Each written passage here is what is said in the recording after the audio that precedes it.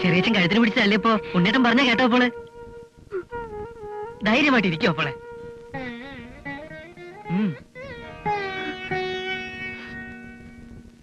വാസുവേട്ടൻ അപ്പോൾ എഴുതിയിട്ടുണ്ട്. അവളോട് സമാധാനമായിട്ടിരിക്കാൻ പറയേ. കരയാൻ എതിർക്കാനൊന്നും നിൽക്കേണ്ട തൽക്കാലം. വരട്ടെ. ഉണ്ണേട്ടൻ വന്ന് വിളിച്ച കല്യാണ മണ്ഡപത്തിൽ നിന്നാണെങ്കിൽ പോലും ആ ക്ഷണം അപ്പോൾ ഇറങ്ങി വരും. വിളിച്ചിറക്കി എന്റെ വീട്ടിൽ കൊണ്ടുപോകാൻ പറ്റൂല രഘു. വേറൊരു വഴിയുണ്ട്. ഞാനൊന്ന് ടൗൺ വരെ പോട്ടെ. അവിടെ എൻ്റെ ഒരു മാഷുണ്ട്. ഉണ്ണീഷ്ണോ വരാടോ. ഇയാളെ വിവരറിയിക്കാൻ എന്താ വഴിയെന്ന് ആലോചിച്ചുകൊണ്ടിരിക്കുകയായിരുന്നു. ഉടനെ ഡൽഹിക്ക് പോകാനുള്ളതുകൊണ്ട് അത്രയും വരെ വരാനും കഴിഞ്ഞില്ല. ഏതായാലും താൻ വന്നൂലോ. മാഷ് ഇത്ര പെട്ടെന്ന്? അതല്ലേ കഥ. പഠിക്കുന്ന കാലം മുതൽ എന്റെ മനസ്സ് മുഴുവൻ നാടകവും സ്റ്റേജും ഒക്കെ ആയിരുന്നു. പിന്നെ ആചാര്യപണി.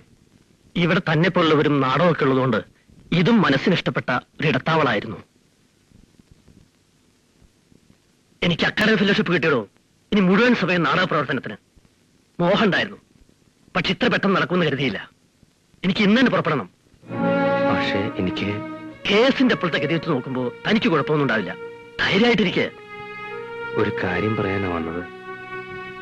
സാരില്ല. എന്താ പണം വല്ലതും വേണം? വേണ്ട. പിന്നെ പോട്ടെ, സാരമില്ല. അതിനി പറയാൻ പറ്റില്ല അന്തരീക്ഷമല്ല ഇപ്പോ. മാഷ് പുറപ്പെടുകയല്ലേ?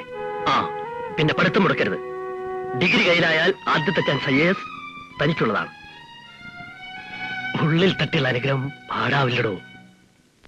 ആ പെൺകുട്ടി 100 വട്ടം വന്ന് മൊഴി തരുമെന്ന് ഉറപ്പ് പറഞ്ഞതുകൊണ്ടല്ലേ ഞാൻ ആ സംഭവം കേസിന്റെ ഭാഗമാക്കിയത്. എന്നിട്ട് അനുകൂലമായ ഒരു സ്റ്റേറ്റ്മെന്റ് ചോദിച്ചപ്പോ അങ്ങനെ ഒരു സംഭവമേ ഉണ്ടായിട്ടില്ലെന്നാണ് തന്റെ പ്രിൻസിപ്പാൾ പറഞ്ഞത്. അദ്ദേഹം ആർക്കു വേണ്ടി കളവ് പറയാണ് സാർ. ആയിരിക്കാം. പക്ഷേ കള്ളക്കേസുകൾ വാദിച്ച് എനിക്ക് ശീലമില്ല. ആ പെൺകുട്ടിയുടെ മൊഴി വാങ്ങാമെന്ന് കരുതിയപ്പോ തന്റെ മകളുടെ ജീവിതത്തിൽ അങ്ങനെ ഒരു സംഭവമേ ഉണ്ടായിട്ടില്ലെന്നാണ് ആ കുട്ടിയുടെ അച്ഛന്റെ നിലപാട്. അപ്പൊ പിന്നെ ഞാൻ ആരായി? അച്ഛന്റെ നിലപാട് എന്തുവാകട്ടെ സാർ, അവളുടെ മൊഴിയല്ലേ പ്രധാനം. അതിന് അവളെ കാണാൻ അച്ഛൻ അനുവദിച്ചിട്ട് വേണ്ടേ? നോ സാർ, മേഴ്സി ഒഴിഞ്ഞു മാറൂല. അവളെ കൊണ്ട് ഞാൻ പറയിക്കും. താൻ എന്റെ ആരുമല്ല. പ്രായപൂർത്തിയായ ഒരു പെൺകുട്ടിയുടെ അച്ഛനാണ് ഞാൻ. തള്ളയില്ലാത്ത ഒരു പെൺകുട്ടിയുടെ. അവളുടെ ഭാവി മാത്രമേ എനിക്ക് പ്രശ്നമുള്ളൂ. ആ ദണ്ണം തനിക്ക് പറഞ്ഞാൽ മനസ്സിലാവില്ല. സർ, മേഴ്സി സത്യം മാത്രം പറഞ്ഞാൽ മതി. എന്ത് സത്യം? 4-5 പേർ എന്റെ മകളെ ബലാത്സംഗം ചെയ്യാൻ ശ്രമിച്ചുവെന്ന് എന്റെ മകൾ കോടതിയിൽ വന്ന് വിളിച്ചു പറയണോ? ആ ആഭാസന്മാരെ ഏർപ്പെടുത്തുന്ന വക്കീൽ ചോദിക്കുന്ന വൃത്തികെട്ട ചോദ്യങ്ങളുടെ മുമ്പിൽ അവൾ നിന്ന് പോയണോ? എന്നിട്ട് പിറ്റേന്നത്തെ പത്രത്തിൽ ബലാത്സംഗം ചെയ്യാൻ ശ്രമിച്ചതല്ല ചെയ്തതാണെന്ന് വരെ അച്ചടിച്ചു വരുമ്പോൾ എന്റെ മകള് പിഴച്ചവളാണെന്ന് ലോകം മുഴുവൻ എഴുതി തള്ളുമ്പോ അവൾക്ക് വിഷം കൊടുത്തിട്ട് ഞാൻ പോയി തൂങ്ങിച്ചാകണോ? മനസ്സില്ല എനിക്ക്. ഇങ്ങനെയൊന്നും ഉണ്ടാവില്ല എന്ന് പറയാൻ ധൈര്യമുണ്ടോ വക്കീലത്? എനിക്ക് ഉണ്ടോടോ? തന്നെ സഹായിക്കാൻ വേണ്ടി കോടതിയിൽ ഹാജരാകണമെന്ന് പറഞ്ഞ് മേഴ്സി കരഞ്ഞു. മരിച്ചു കളയുമെന്ന് ഭീഷണിപ്പെടുത്തിയിട്ടാ ഞാൻ അവളെ തടഞ്ഞത്.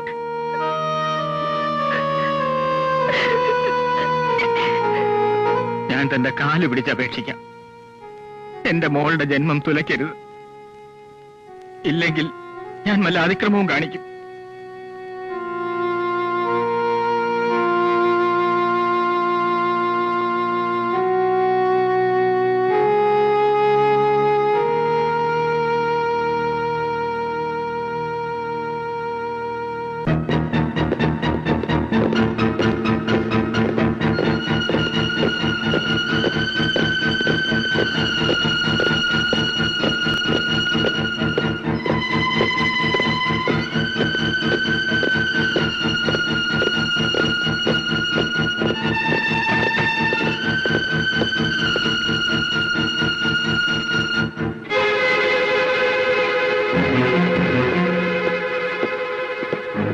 ഇല്ല സാർ.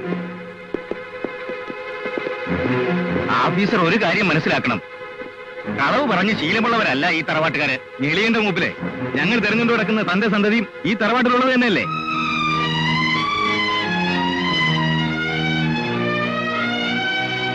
എവിടെയുണ്ടെങ്കിലും വാസുവിനെ ഞങ്ങൾ പൊക്കും. അവൻ വന്ന ഉടനെ വിവരം അറിയിച്ചാൽ അവനും നല്ലത്, നിങ്ങൾക്കും നല്ലത്.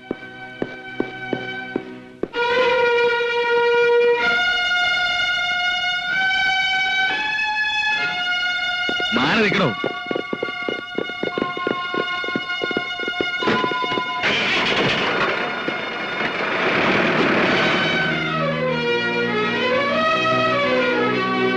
കുഞ്ഞികൃഷ്ണായി കാണുന്നേ? അവര് പോയി കഴിഞ്ഞിട്ട് പറയാമെന്ന് കരുതിയ ഏട്ടനെ ധിക്കരിക്കാൻ വയ്യാന്ന് വിചാരിച്ചിട്ടാ ഞാൻ പ്രിൻസിപ്പലിന്റെ കാല് പിടിച്ച അവന് അഡ്മിഷൻ വാങ്ങിക്കൊടുത്തത്. 2 കുട്ടികളുള്ളത് ബോർഡിങ്ങിലാണെന്ന് അറിയാലോ. ഡ്യൂട്ടിക്ക് പോയാൽ ഞാൻ 3-ാം പൊക്കമേ തിരിച്ചു വരൂ. അതവൻ തരമാക്കി. അവൻ പോലും ഇല്ലാത്തപ്പോഴാ തീവ്രവാദ സംഘടനയിലെ തലയ്ക്ക് വില പറഞ്ഞ ഒരുത്തനെ പോലീസ് എന്റെ വീട്ടിൽ നിന്ന് പൊക്കിയത്. ബോംബടക്കമുള്ള മാരകായുധങ്ങൾ സഹിതം. ചോദ്യം ചെയ്യാൻ വേണ്ടിയാ വാസുവിനെ അവർ അന്വേഷിക്കുന്നത്. ദൈവമേ, ഇതിന്റെ പേരിൽ എനിക്ക് കല്യാണം മുടങ്ങുമോ? ഏട്ടൻ അറിഞ്ഞൂടാ. തെറിക്കുന്നത് എന്റെ തൊപ്പിയാ. വഴിയാധാരമാകുന്നത് എന്റെ കുഞ്ഞുങ്ങളാ. ഞാനിപ്പോ സസ്പെൻഷനല്ല. കുഞ്ഞികൃഷ്ണ. സുധേ, സുധേ, ആരാ? ഞാനാ വാസു. വാസുട്ടാ. അതൊക്കെ നീ വാതിൽ തുറക്ക്.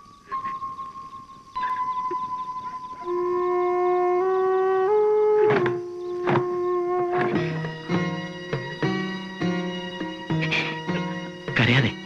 നിന്റെ കത്ത് കിട്ടി അന്നാ എനിക്ക് ഒളിവി പോകേണ്ടി വന്നത്. പോലീസുകാർ ഇവിടെയും വന്നു. എനിക്ക് വിശക്കുന്നു.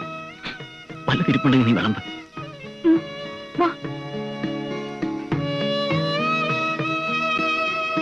മതി. കല്യാണക്കാരി എവിടം വരെയായി? ആളുറപ്പിച്ചു. എന്താ എതിരഭിപ്രായമുണ്ടോ? അച്ഛാ, നീ അകത്ത് പോ. ഉറപ്പിച്ച മുഹൂർത്തത്തിൽ ഇവളുടെ കല്യാണം നടക്കും. ഞാൻ നടത്തിക്കും. മുടക്കാൻ നിൽക്കണ്ട. ചങ്ങാതിക്ക് വേണ്ടി വക്കാലത്തും വേണ്ട. അച്ഛൻ എന്നെ വേണ്ട. എനിക്കിനി ആരെയും മനസ്സിലാക്കണ്ട. പന്തലിന് കരാറേൽപ്പിച്ചു. നാട്ടുകാരെ മുഴുവൻ ക്ഷണിച്ചും കഴിഞ്ഞു. പക്ഷേ കല്യാണം നടക്കുമ്പോൾ നീ വേണ്ട. ഇനി അത് മുടങ്ങാനാണ് വിധിയെങ്കിൽ അന്ന് എന്റെ ശവദാഹം നടക്കും. അതും കഴിഞ്ഞേ നാട്ടുകാർ പിരിയൂ, പന്തലഴിക്കൂ. പക്ഷേ ചിതയ്ക്ക് തീ കൊളുത്താൻ നീ പാടില്ല. രഘു ധാരാളം. അച്ഛാ, മിണ്ടരുത്. ഈ നിമിഷം ഇവിടെ നിന്ന് ഇറങ്ങണം. പോലീസിൽ പിടിച്ചേൽപ്പിക്കാൻ എന്നെ നിർബന്ധിക്കരുത്. ഉം. വാസുട്ടാ.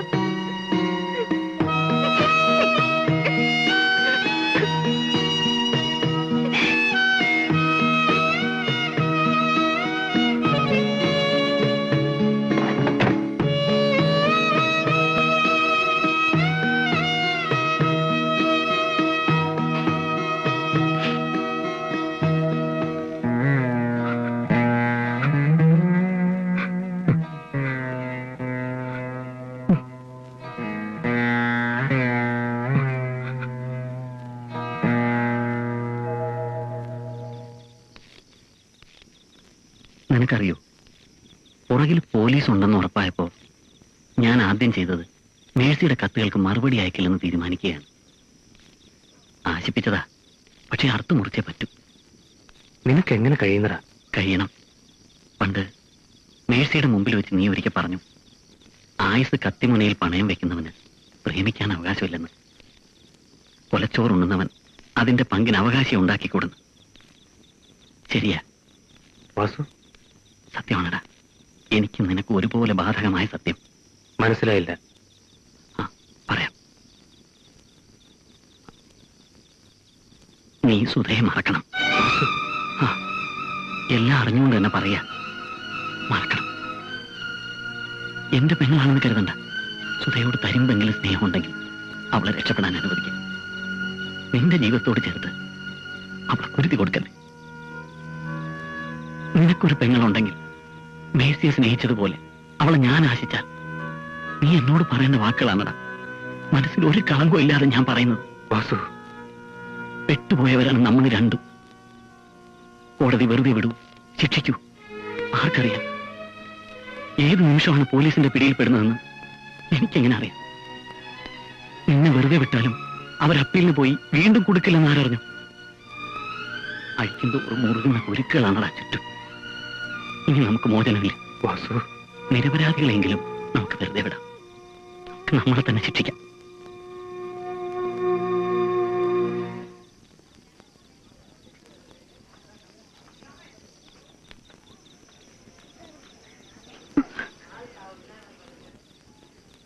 എന്തു പറഞ്ഞു ഉണ്ണേട്ടൻ? എപ്പോഴാ? ഞാൻ എവിടേക്കാ ചെല്ലേണ്ടത്? ഉണ്ണേട്ടനെ കണ്ടില്ലേ രഘു? കണ്ടു. എന്നിട്ട് ഒന്നും പറഞ്ഞില്ലേ? ബോധമുണ്ടായിട്ട് വേണ്ടേ ഓപ്പോളെ? വീട് വരെ പോകേണ്ടി വന്നില്ല. അതിനു മുമ്പേ കണ്ടു. കുടിച്ച് ബോധമില്ലാതെ റോഡരികിൽ വിളിക്കാൻ തോന്നിയില്ല ഓപ്പോളെ. അറച്ചു. ഭഗവതിയെ കൺമുമ്പിൽ കാണിച്ചെന്നു ഡോക്ടർ രക്ഷപ്പെട്ടു എന്ന് കരുതിയാ മതി.